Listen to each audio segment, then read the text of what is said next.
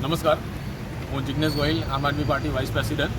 આજે અમે કલેક્ટર કચેરીમાં એકત્ર થયા છે અને અમારો મુદ્દો છે કે બાંગ્લાદેશમાં જે હિન્દુઓ પર થઈ રહેલા અત્યાચારો છે, તો એ અત્યાચારો બાબતે અમે કલેક્ટર દ્વારા પ્રધાનમંત્રીશ્રીને જાણ કરીએ છીએ, અરજી કરીએ છીએ કે આપણા જે બાંગ્લાદેશમાં હિન્દુઓ છે એમના પર થતા જે અત્યાચારો છે એ અત્યાચારોને બંધ કરવામાં આવે અને એમના બાંગ્લાદેશની સરકાર પર થોડુંક દબાણ કરીને કે કોઈપણ રીતે હિન્દુઓને રક્ષણ કરવામાં આવે એવી અમે અપેક્ષા રાખીએ છીએ.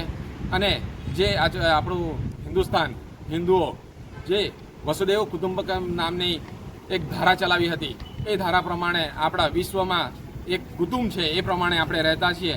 તો આજે પ્રધાનમંત્રીશ્રીને અમે રજૂઆત કરી છે કે ભાઈ બાંગ્લાદેશમાં જે હિન્દુઓ પર થઈ રહેલા અત્યાચારો છે એને રોકવામાં આવે અને એમનું રક્ષણ કરવામાં આવે એવી અમે અપેક્ષા રાખીએ છીએ. અસ્તુ. નમસ્કાર.